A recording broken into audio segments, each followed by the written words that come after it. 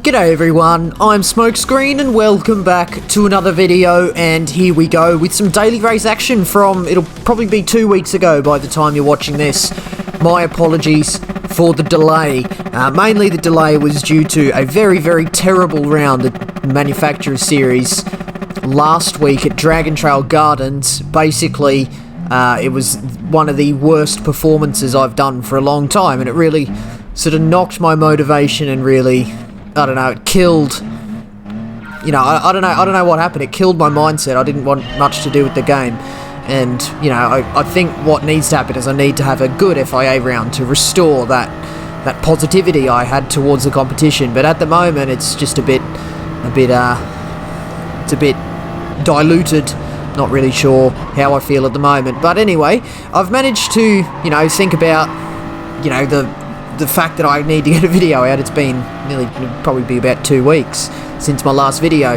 But here we are, daily race action from when we had the round at Sainte-Croix B. Actually, it's Circuit de Sainte-Croix B, Circuit de Sainte-Croissant in daily race B, in Group 3, of course. So, I've jumped onto my second account because what I'm doing, and what I'm going to try and do, is start from the back and see basically how many positions I can gain up, and I've gained a couple in this race already. In fact, somebody didn't even start the race or forgot the race happened, but someone's binned it on the entry to the bridge, and then I switched to the left of this Porsche last second, halfway across the bridge. We've got the nice slipstream of the Nissan, who pulls in behind the Corvette and then ducks back out to try and get a move up the inside, and we'll see how that works out for him. Porsche flies down the inside and almost gets it stopped, to be fair to him, but there's a bit of contact looking around the outside of the Nissan now. This puts me in a precarious position because around the outside of this corner it doesn't really happen. I managed to slot down in between the Nissan and the Porsche and get the beautiful switchback maneuver on the Nissan, and we find ourselves up into 10th. There was a yellow flag out as well, so I think maybe somebody crashed as well. I didn't quite pick it up, however. But now we're going to be looking to get some further positions done. We've got a Mercedes off the track, so he's going to have 4 very filthy tyres heading up the inside towards the hairpin here, and someone flies in and I hit the inside wall and I just completely lose it. I don't know, I got no explanation for that. I thought that somebody may have pushed me from behind, but I don't think they did. I think I just lost it completely on my own. I was narrow for the corner and, you know, very minimal practice, but that's about it. Just not really any big excuse I have. I've just got to, I guess, wear that one. Just take it in my stride, I guess, that I completely, absolutely binned the Toyota Supra, which is a car I drive very frequently, but it's all good. We'll move on. It happens, and I managed to get a move done on the Corvette. It took a little while to catch back up, actually. It didn't take that much at all. It took about half a lap to catch up to somebody, but a Corvette is going to be looking around the outside of this long right-hander into the left-hander onto the entry to the bridge, almost a very open chicane sort of thing, and he sends it up the inside on the entry to the bridge and just gives me no room, taking the full racing line, taking the curb with me on the outside. I had nowhere else to go, so not a very pleasant move at all, if I do say so myself. So it puts me in a position where I'm not going to have slipstream for the back straight, or it's actually two straights with a corner halfway through. But somebody else has binned it on the left-hander coming up the crest with a bump halfway through, and it promotes me up into 12th. So coming onto the final lap, actually somebody's binned it, so we're up into 11th. But coming onto the final lap, I'm still only 2 positions off last. Now 1 position, because that person who binned it has now quit. But we're going to be looking to get as many moves as possible, as many positions as possible on this final lap of this first race of the day. So we're going to be looking to basically just take advantage of the squabbling that's going to happen up ahead. So we are, of course, on my second account, so a lot of these drivers around me are quite low rated, obviously. There's no aspersions being cast there at all, it's just the facts. Some people just like to take a little bit more of a light-hearted approach in the game, and maybe your ratings don't increase as quick as they may for other people that take it seriously. So that's probably all it is. So we got a couple of moves done, coming up towards the bridge, and we find ourselves behind this Porsche. So we passed this Porsche earlier. He ran deep into the left-hander coming up, the left-hander of turn 7 on this track. So he went deep there, so he could potentially do the same mistake if he hasn't learnt from his previous expedition very wide. And he actually has gone quite deep there, but I don't get the best runs myself. and I find myself now still off the back of the Porsche. So the next potential opportunity I have, or the next one I'm going to go for, is I'm going to try and get a very good run down the straight and through the very easy flat out kink of turn 9, but I'm going to have the slipstream with the Porsche. But I think unfortunately for me, the Porsche also has the slipstream off the back of the Corvette, so that's going to really hamper my ability. But thankfully, as we reach our top end, the Supra has very high top speed, so we're going to be looking to get up the inside. Doesn't quite happen. The Porsche defends it very nicely around the outside, and fair play to him for that. And I think I was in the wrong gear there, choosing third instead of second for that particular situation there. Now I'm off the back of the Porsche. I'm running out of opportunities to get a move done. Last opportunity I have is a final corner, but it relies on me getting a good run out of here. So we're going to try and do that, but we still don't quite get the overlap there. I think I ran into the back of the Porsche a little bit. I wasn't able to get that done, so he's defending on the inside, but he cuts a lot of that corner there, trying to defend from me, bumps me into the wall and swipes across my front. I think somebody else has crashed. He gets a half-second penalty, and look what he does here. Brake check. Freeze. You are under arrest. You have Miranda rights, but I'm not going to read them to you because you're a bitch. That's filthy, mate. That's disgusting. That is absolute criminal behaviour. You'll be hearing from my lawyers, but because he had a penalty from cutting the corner, obviously that penalty will round up to 1 second, and that promotes me, and I still finish ahead of the guy. So he's achieved literally nothing other than make me think he's an idiot for his actions. So there we go. But it's all good. Not the best of races. There's definitely some better carving to do. We're going to try and carve through this pack like a beautiful succulent roast pork. Hopefully we don't encounter any difficulties, which I suppose would represent the crackling on the pork, wouldn't it? But anyway, we're going to move on. So we're in the next lobby, and there's only 12 players. So either a mass disconnect happened, or I don't know. I'm in the last split of races, and there's nobody else playing. But we're going to go clean around the outside of the Corvette, who gets a poor run through turn 1. We're up into 10th. So we're just going to be looking to get a move done now on the Jaguar, who decides we need to brake for turn 2. It's an easy flat-out right-hander, so no braking required. But it's all good. We get the move done on the Jaguar nicely, so up into 9th. So the carving is starting very nicely. We managed to get through the first couple of cars very, very quickly. So now we're going to be looking at trying to get this move on the Porsche and the Mercedes. A very good place on the track that differentiates is a person's ability to really maximise the downhill run we just went through onto the bridge. That's a very good separator in terms of skill level. A lower skill driver will struggle to go quickly through there. But let's go up the inside. The Supreme inside is probably 3 or 4 wide at some point, but I think there's a little tap from behind, and the Porsche gets sent.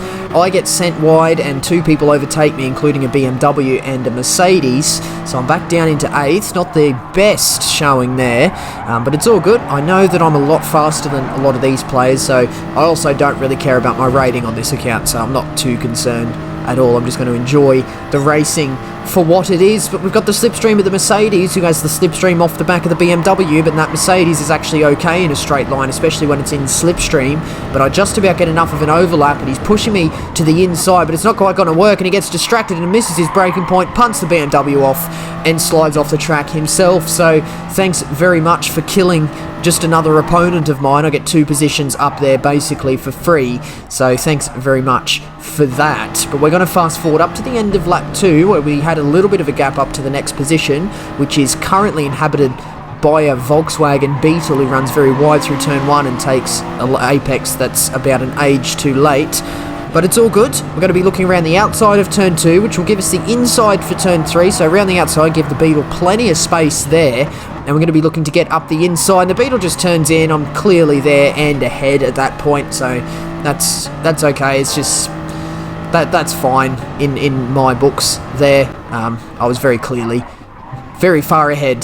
So we're just going to fast forward a little bit. I'm up towards the front of the grid now, so I'm going to be encountering some faster players. However, there's an incident at the turn 7, and Herbal Expander actually just spins out on his own, almost going straight, and someone else binned it on the corner, so I'm up 2 positions, up into 3rd. So I'm going to have the slipstream off the Mercedes. Coming down the straight here, I actually bumped the wall on the exit, so that's no good. That just loses me a little bit of speed, and I was out of the slipstream. So it took me a little while to catch back up. About half a lap later, maybe just under half a lap, and we find ourselves back into the slipstream and striking distance range behind the Mercedes, so I'm going to be looking to get this move done, and the leader's right there, so this could potentially be the last to first challenge that I was looking for. However, maybe not the best example, given it was only an overtake of 12 people. But coming onto the bridge, let's have a look. The Mercedes is very narrow, so this gives me a chance of getting a run on the way out. However, he gets completely balked by the bump and then just smashes me off.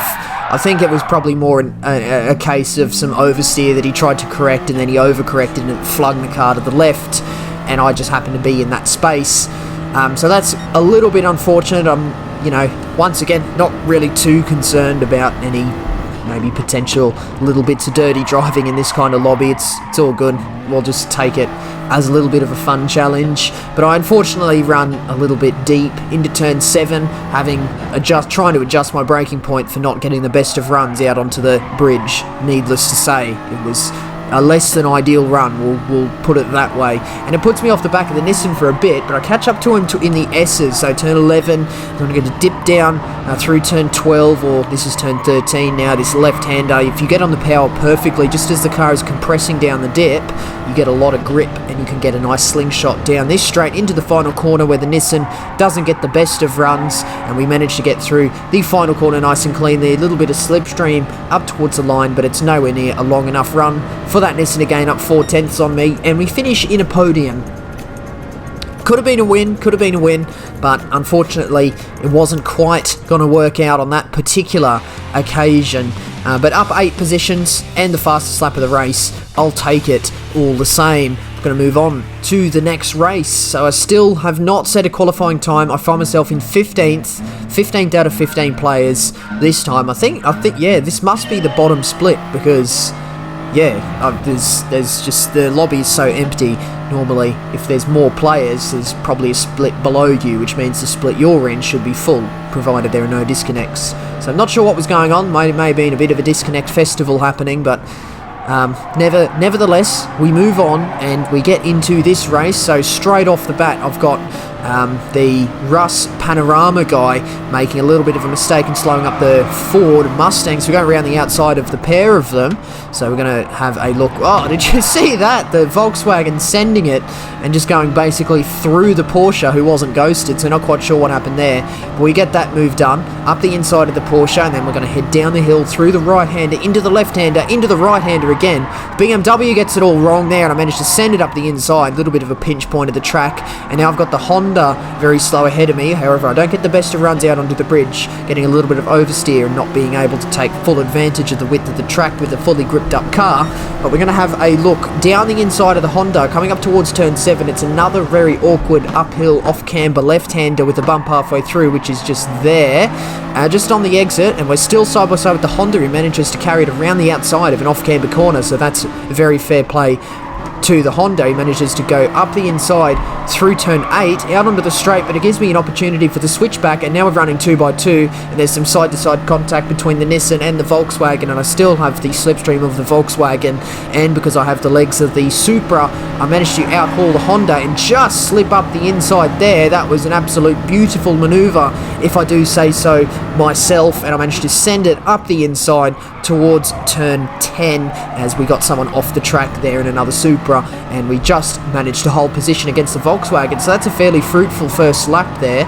A little bit of alliteration for you, and we're going to be heading through the S's and looking to get a very superior run to these two cars up ahead that don't quite take the best of racing lines. We've got to be very careful to not go off the track as the track dips away on the exit of turn 13.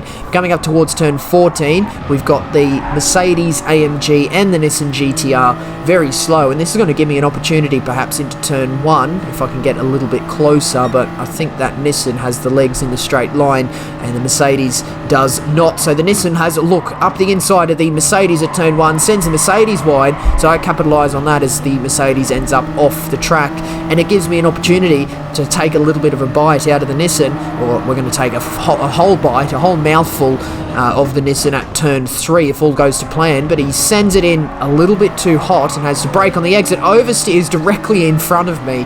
That's quite unfortunate and quite unlucky for me, but it's... yeah, never mind. We'll just work on trying to get a move done at a different part of the track. The next best overtaking opportunity or a traditional overtaking opportunity is probably at the end of the bridge, but he completely messes up his line and ends up too wide for that very important final corner onto the bridge, and he has ended up in the grass. So now we've got a little bit of a gap, 2.5 seconds up to the cars up ahead. So I think we see second, third and fourth, and then the leaders up the road a little bit. I'll be very surprised if we can get the lead in this race. And it took actually quite a while. We're onto the final lap now as we skip ahead quite a bit. So lap 2, lap 2 was just me catching up as the BMW just goes for a savage move on the Viper and just punts him off the track. That's a very obvious bit of dirty driving to me, but we at least get a move up from the Viper off track, and we get a move up on the BMW, who did that very questionable manoeuvre.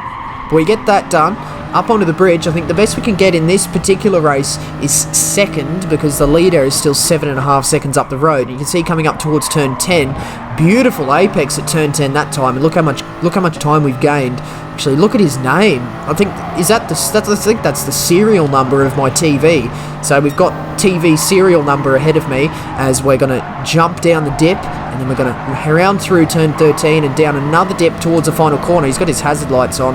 He is very much a hazard at this point. As I run into the back of him and then into the final corner, I run into the back of him again. So I'm going to be looking to get the move on the exit. I do have the overspeed, but he follows me to the inside and slams me, almost tries to pit me, but thank goodness for ghosting. He goes through me, and I end up finishing ahead of him just there. So I managed to just about beat my TV serial number there, even though there was the employment of some dirty tactics. I always find that funny, how you break the rules and be dirty and you still lose. Like, you don't win, you look like an idiot and you lose. I'd rather just lose and not look like an idiot. That's just me, that's just me if I was given those two options on that occasion. But let's go again. We've got another race to go. So we're up in 15th again. We've got a car behind me now, 2 cars behind me, as someone has forgotten the race has started or his controller's died. Quite unlucky. Just plug that bad boy in and you can start to take part in the race. But I think someone else also binned it. Is that a 3rd car behind me now? I think it is. And we're looking around the outside. I think it's a Mercedes again. So we've got now 4 cars behind me. So before we've even gone through, oh my goodness, the Nissan just tries to look up the inside of the FT1 and thankfully ghosts and doesn't make contact with me, making very, very drastic, sharp and unpredictable manoeuvre under braking. So a very questionable move, but it's all good as he goes down the inside of another Nissan, splitting apart that second Nissan, and the Toyota get punted there and ends up in the barrier. That's no good, and I thought that Nissan was going to oversteer into my path in a similar fashion to how it happened in the last race, but thankfully the Nissan directly ahead of me moves over and gives me a bit of a slipstream, which thankfully gives me an advantage against the drag race. In the drag race against the other Nissan. So we're up into 10th. We're going to be looking to get up the inside on the exit there as the Nissan struggles to get its power down. So that unfortunately gives me the outside, but I'm going to go for the switchback. So I had a very strong hunch that he would have tried to send it down the inside, trying to get that move done on that corner. You're better off just playing conservative and getting the move done at the hairpin with the help of slipstream. So I try to break that toe, and the Nissan actually doesn't take it. So that's fine by me. Gives me a lot of breathing room coming up towards the hairpin, as we can see the pack up ahead. There's about 5, 6, 7, 8, 1, 2, 3, 4, 5, 6, 7, 8, 9 cars. Basically, actually, that's impossible because it's only 8 cars ahead of me. I think it's 7. 7 cars all ahead of me. Someone goes wide, and we're actually running side by side. A little bit of contact. I don't know what happened there. I think someone was ghosted and unghosted directly in front of somebody, and I just about get the better of the Nissan on the exit of turn 13. So we are up into 6th. That's not a bad return from a section of the track that's traditionally a single file line. But thankfully, sainte-croix is such a wide track that you can actually just about construct a move at any position on the track, because the track's so wide you can take a variety of lines in just about any part of the track. So that's good to see. That's why I think this track's very good for racing, and why I think this track is criminally underused. I think this track would replace 50% of the tracks that PD like to choose all the time in my books, but it's all good as the Jaguar just escorts the Nissan off the track on the outside of turn 3, and it gives me a look in on the outside of the following corner into turn 4, which I think is this sort of sharper bit. So around the outside of the Jaguar into turn 4, inside for turn 5, and we get track position for turn 6. Honda makes a mistake and oversteers, so I'm up into second. Look at that, second place, and I've still got a lap and a half to go, or a lap and 2/3 to go, with only a 1.4 second gap to the lead. And I think, in fact, we're going to get this move done very, very quickly, because we're going to go have the slipstream up towards turn 10. We're going to dart to the inside, so no defense even attempted by the Lexus, and onto the brakes, into the hairpin, and I think that move is done and dusted. And coming into the S's, which I think is another part of the track where the time gaps will really stretch out in between players of different skill levels. So having a look halfway as we go down this dip, that gap's already opened up to 4/10, and on the exit 5/10, 6/10, 8/10, jumped up 2/10 in one time update there, and that gets me the lead coming onto the final lap. And I managed to get the fastest lap of a 2:06.9 on my clean solo final lap. So up 14 positions with a clean race, basically from the back, essentially a last to first challenge, so not too bad there. So we're in the lead before the end of lap 2, and we are up a position before we even cross the line for the first time in this next race, because the Nissan has forgotten the start. So I'm seeing that a lot. I've seen that 3 times in this session I did here. 3 people forgot to start the race, even though they would have had to manually enter, because you have to press the enter button, obviously. But it's all good. Next race, I think I've still got another race to go after this. Looking around the outside of the Lexus through turn 2 gives us the inside for turn 3, and a whole group of cars. I think there was even another car off the track then. So I think I've got now 4 cars behind me as we're heading down turn 4, side by side between the Nissan and the Supra up ahead, but the Nissan prevails and comes out on top. It runs into the barrier, and then I managed to capitalise on that around the outside, trying to open up my line as much as possible onto the bridge. Managed to oversteer. Oh, did you see that? Skipped across the bump halfway through the turn, oversteered, and managed to just about miss the Supra and slide up the inside on the exit. Absolutely beautiful, if I say so myself. Looking up the inside for turn 7, and I think there was an incident behind. I think someone went for the punt, and I just about managed to scrape across the back of this Nissan around the outside of the corner. I think he's going to run deep here. As predicted, it happens again, so I go for the switchback, and I think there's going to be some argy-bargy from cars up ahead, and I might be able to just get the slipstream off the back of the Toyota Supra that's now ahead of me, and that's exactly what's happened. So I'm going to be pretty safe from a move up into the following hairpin of turn 10, provided that there's no foul play to take into account.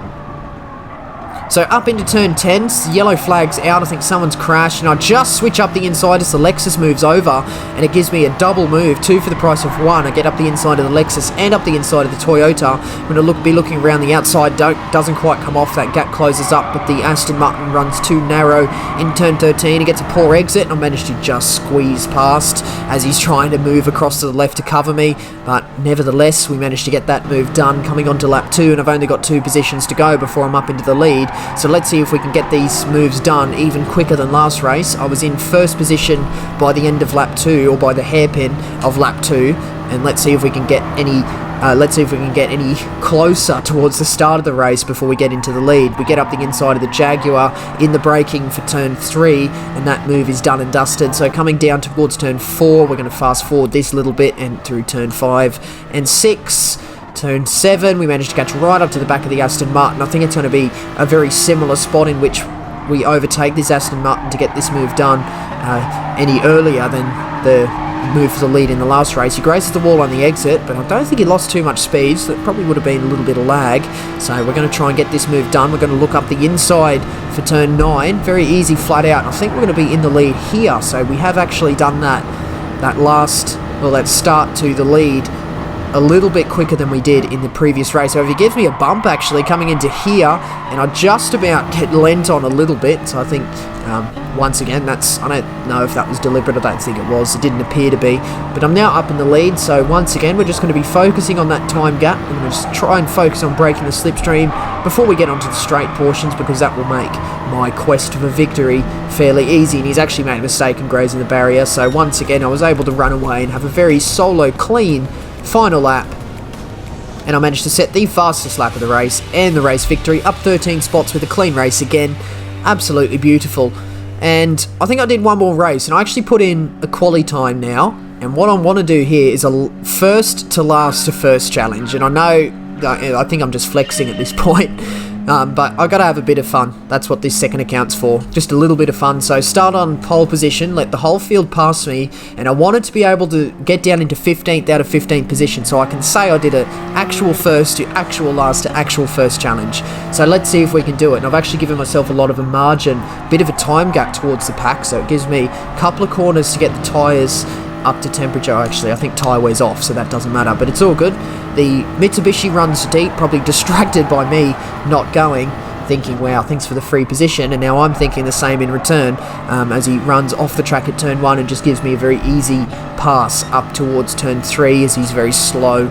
So that's all good there. So now I've got this pack up ahead, and we've seen all video that these battle packs like this always end up in people crashing like we do with the Supra and the Jaguar there. There's a penalty to be served in the pack up ahead as the BMW gets a load of oversteer. Nissan grazes the wall, so that's just going to inhibit his run down the straight a little bit, but I don't know if it lost him too much speed. I'm going to grab the slipstream off the Nissan, so it gives me a better opportunity at perhaps getting a move if I'm positioned close towards the inside of the following turn. The BMW is a little bit wide, and I managed to get the move on the BMW done and dusted. This penalty, or this Jaguar up in 8th, is going to serve the penalty on the straight, and I'm just going to focus on getting a nice run through this long corner out onto the straight through that's turn 8, so I'm going to be looking up here. That gap was closing. I'm not going to stick my nose up the inside in between that Nissan and the wall, but we get the move, we get the position done from the person who served their penalty, and then there's a little bit of contact between the two Nissans. The green Nissan is shuffled out of position, and I capitalise on both of them. Yellow flag up ahead, someone's off the track, Nissan runs deep, so I'm up into 7th. Very good few corners, if I do say so myself, and I've now got the S's with a little bit of a margin up towards Road Goto 3, driving the Volkswagen Beetle, so I've taken that, trying to take as close to a racing line as possible, and look how much we catch up to the back of this Beetle. He's actually showcasing a very important message on the back of his car, but we're going to be looking to try and get past him all the same. He gets a poor run into the final corner, and actually I do as well for that matter. I think I was following the VW a little bit in that case, but I just about have the legs in the straight line to try and pull to the inside, which of course gives me the inside for turn 1. So half the car on top of the green to help pull the car around, and we're up into 6th position, and we've got some more cars up ahead to go. So we've got XT Godlike.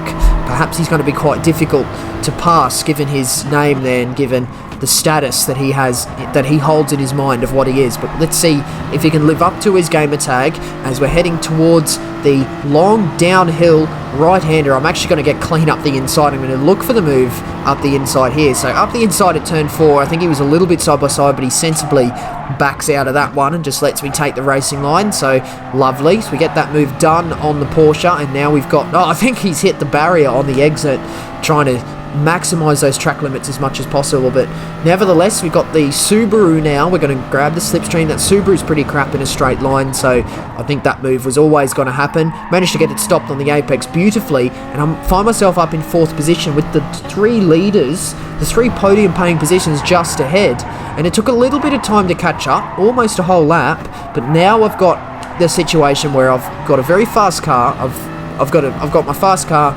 I am inherently faster than the people in this lobby, but I've got a fast car, and I'm coming up to a battle pack of 3 people that want to squabble very, very hard for the position. The Porsche punts the Peugeot, a little bit more alliteration for you, and I managed to get a move done, capitalise on that. So I've now got a Porsche, followed by a Lamborghini up ahead with basically the straight here, which is the last good overtaking opportunity of the track. However, the Porsche makes some contact with the Lamborghini and flings off, and I just react in time to put my car in the gap instead of where the Porsche was going to go. So that's very good. The Lamborghini Huracan is going to be defending as much as he can, and he does indeed take the inside off turn 10, but because this track is so wide, it's so possible to go round the outside of this hairpin, so we're going to be looking to do exactly that. As the Lamborghini gets some oversteer as he takes too much apex, and that just inhibits his run enough to slow him down and give me an opportunity to get around the outside of a hairpin at Sainte-Croix here. So we're going to take the victory as long as we can just keep the car square, and as long as the Lamborghini doesn't employ any dirty tactics. But you can see that that slipstream range is broken, open up to a second now, and I don't even think a second would be enough of a gap to ram somebody into the final corner. So as we round the final corner, that gap's opened up to like 1.3 seconds now, and we come across the line, setting our fastest lap, although not quite the fastest as we were fighting for positions the whole race there. But have a look at that, a first to last to first challenge to finish off that week, or this particular session of daily races. Lovely. I'm very much enjoying my second account. It's a lot of fun to just take a very much more laid back approach than I do to FIA races, because yeah, as I said previously, my FIA round at Dragon Trail was just absolutely horrific. It was one of the, yeah, I don't even want to talk about it anymore. But that's that. Apologies that this was so long. I definitely didn't intend for this video to be over 30 minutes long. It definitely didn't need to be, but I think the racing was just so wacky and so interesting that I think it was worth having that in there. You know, and if you did make it to the end, thank you very much. In fact, comment the word peanut in the comment below to let me know that you got to the end. I'll know who the real fans are. So peanut down in the comments just to let me know you made it to the end. And of course, for making it to the end, a very warm, extended thank you to you. But that's going to finish up this video today, so do hit the like button if you enjoyed it, do subscribe if you'd like to see more videos from me, do leave a comment as well. Questions, comments and constructive criticism as always, very much appreciated. But that's going to be the end of this one today, and that means that is it from me. So once again, I do thank you very much for watching. See you later.